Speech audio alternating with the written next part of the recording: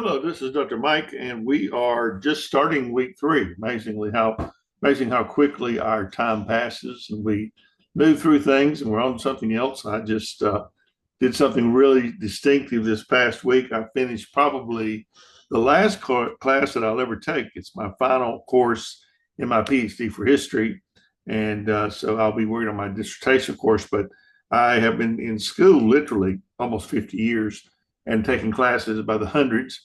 There's almost nothing I haven't taken at some point or another.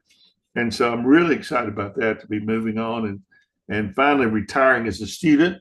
I know some of you probably can envision 10 degrees when you're working on one, but it's been quite the experience, and I've enjoyed it very much. I love going to school, love learning new things, and so that's kind of how we are with our current subject here of masterpieces of literature. Some of you mentioned that the language is different. Of course, it is. People communicate differently, and even if we know English, there is always a different way of learning English. I can talk to my friends from India, and they learn British English, and so their wording is quite different.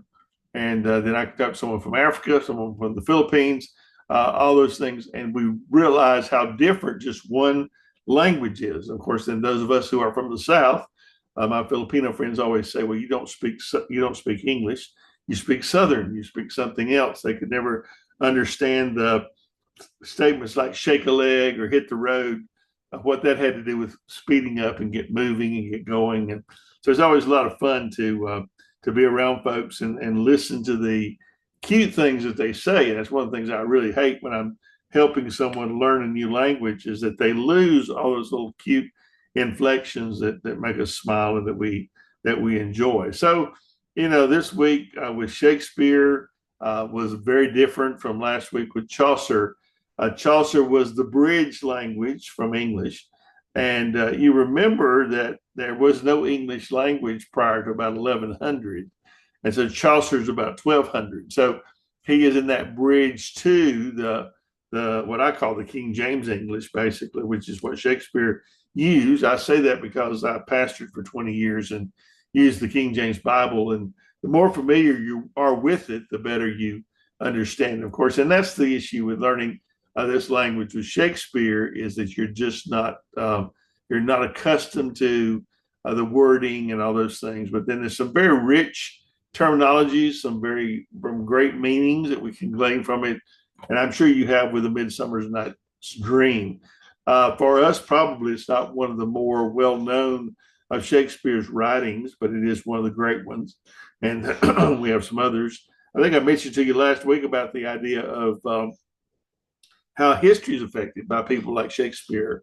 Uh, Amazingly, what the common person knows about, like, Roman history would be from Shakespeare's Julius Caesar. And I think if you ask someone, well, what was Julius Caesar like, or the famous phrase "et tu, Brute," or did that really happen? We have no idea whether that happened or not. That was something that Shakespeare added into his plays, but they became a part of history. And of course, history is a mini story kind of a situation. So basically, that is one of the things that we learn in this situation. So this week we are kind of moving more toward language maybe we can appreciate and we can understand. We're going to look at a couple of writings here, Two Offers and A Good Man is Hard to Find. And we're going to kind of examine the ideas of marriage in bygone days and talk about the offers of marriage, what that meant, and how important it was to marry well. I don't know if you've watched Downton Abbey. One of my favorite things. They've got a new sequel coming. I think the final one is coming, and maybe a movie in September, and I'm looking forward to that. But you learn how, especially the British, live by these rules about marriage and about what's proper and what's improper. And so that's kind of what we're looking at this week. Is we're discussing these two offers and finding a husband and finding one that's mainly able to take care of you, because you realize probably up until the early 1900s, World War One, women were confined to the home. It was their sphere of domesticity. They raised the children. The husband went out to work and came back, and she had dinner ready for him and met him at the door with his shoes, all those things that you hear about that women's lib has made to be kind of a grandstand. But this was what was happening. When World War One happened, and our American men went off to fight. They only went for a year, kicked their butts, came home, but their wives had to go to the factory and take up the job of their husbands. And so that was the first time women got out of the house, got away from home, got away from the kids, got away from the husband, and actually worked a public job. Well, the men came back in a year. Women went very quietly back to their little sphere of domesticity. But during the early 1900s, women also gained the right to vote. And so that was quite a big, big stir in women's rights. Along comes World War II, and this time the men are going to be gone 5 or 6 years. The women are going to spend more time at the factory. They're going to get used to having women friends and talking about things and people to discuss things with.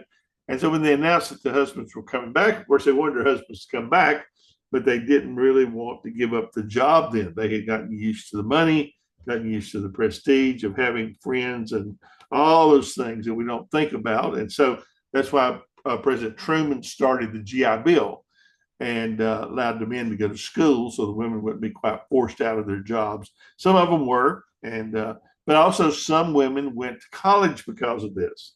And college was not a thing that anybody other than the rich went to before World War II. Well, that's why Truman's GI Bill was so important, because it allowed the rank and file, the poor, the ones underprivileged to go to college, and a few women slipped in. And so that began the move toward women's rights in the 1970s. So we talk about marriage and talk about your, as a woman, the right to choose who you marry.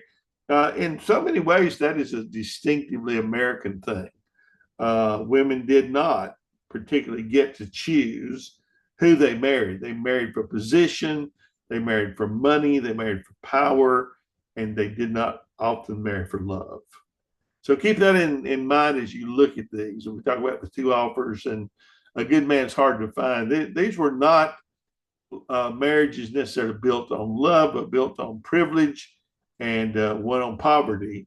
And so this economic contrast will suggest that gender perspectives are related to kind of class consciousness. I think that's important. So in the two offers, you have a security and class status, that kind of thing. You're above servitude and all of that. England is very ranked. It's interesting.